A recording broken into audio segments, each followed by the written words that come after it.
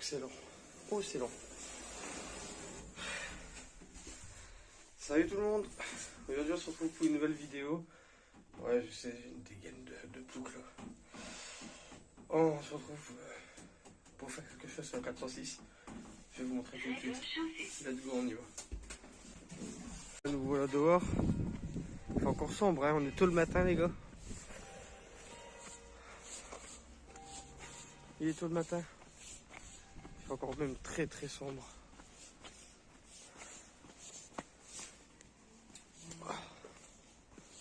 La 406 est déjà en train de tourner. Je l'avais déjà déplacé au préalable. Et je la fais tourner un peu. Parce que en ce moment elle tourne pas trop. Vu que je sais pas trop rouler avec ce qu'il y a à faire au niveau du train arrière. Bon, voilà, j'ai vendu la mèche hein, du coup pour la voiture. Hop là. On voit rien. Bah nous voilà. Donc j'ai commandé les si ça va bien sortir, les deux barres anti-placement de la 406, parce que vous allez voir qu'on va démonter les autres. Sur dans un état, ça fait peine à voir. Voilà. Donc, normalement, une fois que vous changez ça, hein, que vous mettez en neuf, normalement il y a un parallélisme à faire. Donc là c'est droite ou gauche, n'importe lequel, on s'en fout. C'est pareil pour les deux côtés. Ensuite, j'ai commandé le petit caoutchouc de Barstab. J'espère que c'est les bons. Bon, normalement c'était les bons normalement sur le site avec ma plaque du mat. Mais bon, ça peut arriver que c'est pas les mêmes. Et ici, bon, je les ai pas ouverts. Je les avais tous ouverts pour regarder la commande hier. Et les rotules de Barstab. J'ai tout acheté, comme ça, on est tranquille, on refait tout en même temps. Donc là, ce qu'on va faire, ça a du mal à voir. On va démonter les roues, on va la mettre sur chandelle, et après je vous reprends. Donc voilà, à tout de suite. Voilà, le jour il se lève. On a déjà démonté les roues, mis sur chandelle, sur cric, on a mis les roues en dessous, comme ça au moins on est sûr que c'est sécure. Donc, là vous voyez là-bas, ils sont déchiquetés. Le caoutchouc il est horrible. Là aussi, on le voit. Ils ont fait leur vécu à mon avis. Quand je vais les démonter, ça va être drôle.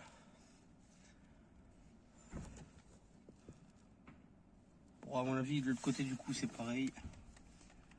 Donc en même temps, on va changer les caoutchoucs de Barstab. On voit que là, ils sont pourris aussi, ils sont mangés. J'espère que je vais réussir à tout démonter sans que ça foire. Que ça a l'air bien... Ça a l'air bien déglingué. Pareil pour là. Alors ici, on est comment? Bon, on est pareil, c'est déchiqueté. Ici, c'est déchiqueté. Ici, c'est déchiqueté. Et en même temps, on a acheté... Normalement, ils sont encore bonnes. Hein. Ils ont l'air encore bons, mais on a acheté les rotules de Barstab. Et s'ils sont encore bons, on les changera pas au pire. Et s'ils sont changés, je les changerai. Je verrai en l'état qu'on va démonter. Parce que visuellement, comme ça a l'air encore bien. Mais à voir quand on aura démonté. Le train arrière aussi, il aura besoin d'un petit lifting. Le train arrière, il aura besoin d'un coup de petit lifting parce que ici, hop là, on voit que c'est un petit peu rouillé quand même. C'est pas excessif, mais on va faire ça comme ça. Peut-être dans une prochaine vidéo, le lifting du train arrière. Pour l'instant, on va faire tout ce qui est rotule de Barstab, anti-placement et les caoutchoucs de Barstab. Et on verra ce que ça donne déjà. Si encore des claquements ou si à la conduite ça change énormément. Bon, ce que je vais commencer c'est par démonter la Barstab. Une fois que j'aurai démonté, je vous montrerai. Donc pour démonter la Barstab, démonter les rotules de Barstab, démonter ces deux écrous de support de caoutchouc de Barstab. Ça c'est un support en métal qui se démonte. Et après on va essayer de la faire venir pour regarder l'état et etc. On se retrouve après le démontage de la barre stable. Allez, let's go les gars. Bon, le jour est totalement levé. Hein. Bon, il est quand même tôt le matin. Ce que j'ai fait là. Alors, tac, on a du mal à voir, mais bon. Là, je l'ai démonté. La rotule de barre stable. Elle m'a pas l'air si pourrie que ça, mais bon, je pense que je vais quand même les changer si j'arrive à démonter le bas. Je vais quand même les changer comme ça, au moins ils seront changés. Ensuite, ici, ça a été démonté. Donc, hop, je vais essayer de bloquer ma lumière. Hop là, voilà, ça a été démonté. Ça bouge. Les caoutchoucs, ils n'ont pas l'air en faire en démontage, mais j'ai un doute, je crois qu'ils sont pas si pourris que ça. Mais je les ai achetés, autant les changer. De base, je les montais juste pour changer les rotules là-bas. Quitte à prendre le kit complet. Là, on va démonter là-bas, les vis là-bas. Je pensais que ça aurait été craignos, vu l'état de rouille qu'il y avait. Mais mine de rien, ils se sont bien été vissés et ça n'a pas foiré ni rien. Ça n'a pas cassé. Maintenant, on va démonter là-bas et après, je vous retrouve pour le changement de caoutchouc des barres stables. Donc, bien sûr, avant de démonter, ce que j'ai fait, j'ai foutu un coup de dégrip pour sous les filetages. Après, j'ai brossé avec une brosse pour enlever le plus de rouille possible. Et après, ça s'est retiré assez facilement. Ça s'est retiré assez facilement. On verra de l'autre côté si c'est pareil, parce que de l'autre côté, j'ai remarqué qu'il n'y avait pas de filetage. Genre là, mais que c'était une vis. Comme si ça avait déjà été foiré. Je vais vous montrer.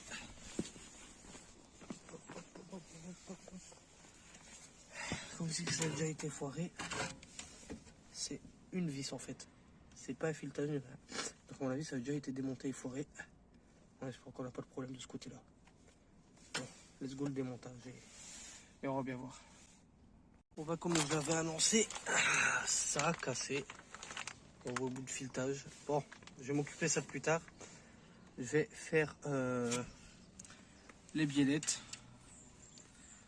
Les biellettes de anti-passement en attendant que je reçois la perceuse. Parce que j'attends une perceuse du coup pour percer et enlever le filetage. Et du coup, je suis obligé de l'attendre. En attendant, on va pas se bloquer, on va faire les biellettes anti-passement. Donc pour faire ça, hop. Pour faire ça, on va aller ici. On va faire celle-là d'abord. Donc avant toute chose, donc voilà, bon ça a été démonté, hein. La barre stable elle a été démontée. On voit les caoutchoucs ils sont là avec le support. Ça avait pas l'air si dégueu que ça, quoique.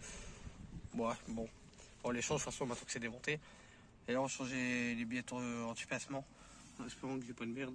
Là ça devrait aller, les filetages ils ont pas l'air pourris comparé au filetage de la barre stable. Donc je vais faire ça. Et bah, je vous retrouve après le démontage de celle-là, et je vais vous expliquer comment démonter et remonter à peu près. Parce qu'il y a une petite astuce pour peut-être éviter de retourner faire un parallélisme. Ça dépend. Parce qu'une fois que vous faites ça, en fait, vous faites un parallélisme. Le montage, il n'y a pas photo, les gars. Ici, c'est mort. Bon, là, j'en parle même pas. Je peux le bouger à la main carrément. Là, théoriquement, c'est comme ça. C'est un gros caoutchouc, un fin caoutchouc. Ça, à la main, tu peux pas vraiment le bouger. Ça bouge normalement, mais à la main, faut y aller, quoi. Ici, ça bouge, mais c'est tout neuf. Et c'est assez dur à bouger. Là, voilà, quoi. Il était temps de les changer, je crois. Il était temps de les changer. Oh, ils sont KO. Donc, du coup, quand je les ai démontés, voilà. Quand je les ai démontés, quand on met la vis, il y a cette rondelle là. En gros, c'est une rondelle qui règle le parallélisme. Et cette rondelle, avant de la démonter, ce que j'ai fait, c'est que j'ai fait un trait sur la rondelle et ici. Comme ça, en fait, je vais réaligner pour essayer de faire au mieux le parallélisme et garder le volant droit. Parce que du coup, si vous le démontez comme ça et que vous le remontez sans repère, ça enlève tout le parallélisme du trait arrière. Parce que oui, il y a un parallélisme au trait arrière. Donc pareil, l'autre côté, un trait là, sur cette rondelle là. Et il y a un trait normalement de l'autre côté qu'on a un peu du mal à voir. Voilà, on le voit là, il y a un petit trait blanc là. Le but ce sera de les réaligner quand on va remettre la vis et de refixer. Et après bah, ici il n'y a pas de réglage, donc c'est refixer l'écrou et le remettre tout simplement. Donc là c'est bon, j'ai reçu Praxair perceuse pour refaire, pour dégager le filetage mort et essayer de retrouver une vis pour fixer tout ça. Donc là je vais refixer cette biellette là. Ensuite je vais faire pareil de l'autre côté et on va s'attaquer pour finir la barre stab. C'est parti. Et voilà, c'est changé. Bon, c'est changé. Là on peut voir normalement. Hop, j'ai réaligné. Donc par rapport au trait que j'avais fait. Ça veut pas dire qu'automatiquement le parallélisme il sera fait. Hein. Ça peut garder votre volant droit, comme ça peut que votre volant soit travers quand vous roulez droit. Si le volant est de travers, bon, refaites un parallélisme. S'il est droit, refaites quand même un parallélisme parce que ça peut user les pneus sans que vous voyez que ça roule de travers par exemple. Donc voilà, donc vous essayez de faire au plus proche. Si pour vous c'est ok. Si pour vous il faut refaire un parallélisme, vous refaites un parallélisme. Normalement, dès que vous le changez, vous faites un parallélisme. Mais bon. Bon, on va s'attaquer à l'autre côté. Et une fois qu'on a fini, on va s'attaquer à la barre stab. On est quelques jours plus tard. Bon, je vous explique la situation. Ce côté-là, il est fini. Net, précis. Donc il y a 3 jours de ça, quand je tournais la vidéo, en fait, j'ai eu un problème, la vis ici avait pété. Pour ceux qui s'en rappellent. Pour ceux qui s'en rappellent du début de la vidéo, je le disais. Donc le problème, c'est que j'ai voulu percer. Donc j'ai percé le trou, voilà, on le voit. Bon, il est un peu là, en fait, il y a 2 trous. Mais ce trou-là, on le prend pas en compte. Hein. Ouais, c'est du travail bâclé, mais bon, ça fonctionne. Ce trou-là, en fait, si vous voulez, hop, du Shaolin. En fait, ce trou-là, là, le tarot, il a pété dedans, en fait. J'avais percé et j'avais taraudé. Et en fait, le tarot, j'ai trop forcé, il a pété dedans. Le tarot, c'est de l'acier trempé. Donc, ce que j'ai fait, c'est que j'ai recalisé le trou et j'ai repercé. Donc, j'ai eu du mal à repercer. J'ai dû prendre de la mèche cobalt HSS. J'ai percé tout doucement pour y arriver. Parce qu'en fait, je perçais dans l'ancien filetage. Donc, c'était assez solide. Ce que j'ai fait, c'est que j'ai percé. Donc, j'en ai pris... J'ai pris un petit moment à percer. Là, toute la matinée, j'étais occupé dessus. Et en fait, là, je suis en train de refaire un filetage. Du coup, avec le tarot. Un autre tarot. Du coup, parce que l'ancien, il a pété. Et ce que j'ai pas filmé, c'est que, bon, tout simplement, ça c'était terminé normalement. Là, je tremble parce que il fait froid, les gars. Il fait froid dehors. Et j'ai changé les biellettes de barre stab aussi. Donc, en les changeant, bon, j'ai dû dévisser ici. Ici, c'est la merde. Donc, je l'ai pas filmé, mais c'était la merde. Je devais faire sur les anciens, qu'ils étaient tout rouillés. Dévisser en même temps de le tenir avec une clé Torx. Donc, c'était la merde. Donc voilà, donc là je vais finir de tarauder, trouver une vis et on pourra le remettre. En fait j'ai roulé pendant quelques jours, j'ai roulé avec juste le support fixé là. J'avais pas trop le choix, j'avais besoin de la voiture. Et aujourd'hui bah, je suis occupé de tarauder tout doucement, un nouveau filetage. Et une fois que ça sera fini, bah, je vais vous montrer le résultat. J'ai essayé plusieurs astuces. Hein. J'ai essayé j'ai agrandi ça tout simplement pour localiser le trou.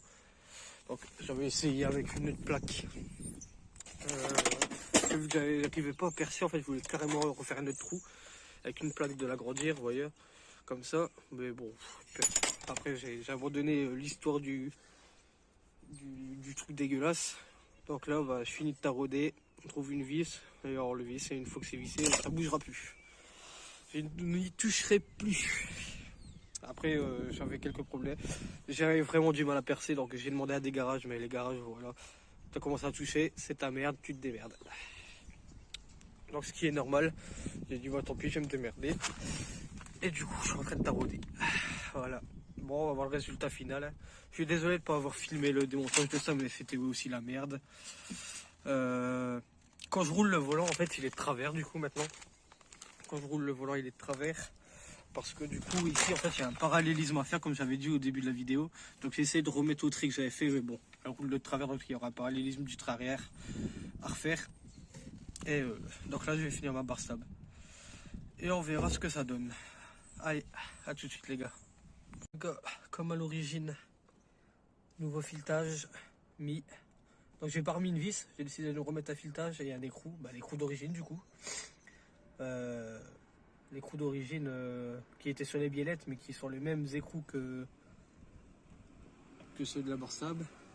Donc ça va parfaitement. Nouveau filetage mis dans la caisse avec cet écrou là.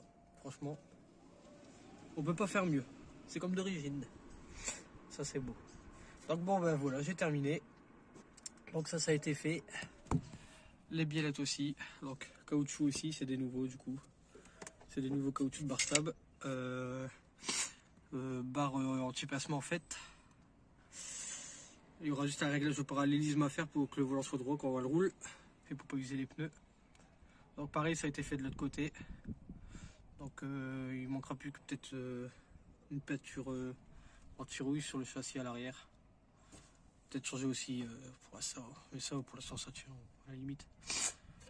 Bon, ça a déjà été ça fait, les biellettes là, la biellette là, des deux côtés. Ça va déjà mieux tenir la route et ça va plus claquer. Donc les anciens caoutchoucs, bon désolé je les ai plus, je les ai jetés. Ils tenaient avec des Colson les gars. Genre en gros, on va retirer ça. Et les caoutchoucs, il y avait un Colson pour les tenir fermés en fait. Donc à mon avis ça avait déjà été démonté. De toute façon c'était sûr, parce que vu qu'ici il n'y avait pas de filetage et que c'était une vis directement mise dans la caisse, ça avait déjà été démonté, ça c'est sûr et certain. Donc là voilà, c'est terminé. C'est terminé. Ouais, j'espère que cette petite vidéo vous a plu, même si j'ai pas trop montré ce que j'ai fait. C'est plus de l'explication, tout simplement. Après, il y a juste à dévisser, normalement, si vous n'avez pas de problème. Il y a juste l'histoire du problème là, ça a été réglé. Voilà quoi. Elle est repartie. Elle est repartie pour quelques temps. Donc, après, il y aura aussi le problème du capteur ABS qui est cassé, pas de ce côté là, mais de l'autre côté. Et en même temps on refera les garnitures de frein parce qu'ils sont pourris, on changera ça quoi. Parce que ça a été repeint mais c'est pourri en fait. Si vous voulez je l'avais déjà bricolé. Je l'avais déjà bricolé normalement. Ça tenait à. Ça tient avec en gros des rangs. La vis qu'on met dedans et qu'on tourne un quart de tour pour bloquer les garnitures de frein en fait. Ils tiennent derrière avec une rondelle parce que le flex qui est tellement pourri que c'est passé à travers. Hop. Merde, je vais me couper. On changera ça dans une prochaine vidéo. Il y a aussi encore la fuite au cache-culbut et la fuite au carter inférieur. Mais bon, on avance bien dans le projet de refaire la voiture. Pour l'instant, il faudrait que je calcule on en est à combien. Et après, après les fuites faites et ça de fait, il ne manquera plus qu'une bonne distrib et un embrayage et elle sera repartie la voiture. Et donc là, je vais traiter toute la rouille bien sûr. Que ça se propage pas. Après, il est marqué rouille mineure sur le contrôle technique. Donc voilà. Donc j'espère que cette vidéo vous a plu. Si ça vous a plu, n'hésitez pas à vous abonner, à liker, à partager, ça me ferait super plaisir. Et moi du coup, je vous dis à la prochaine pour une nouvelle vidéo les gars. On se retrouvera sûrement pour la fuite du cache-culbut ou quelque chose dans ce bail là. Allez, tchuss tout le monde.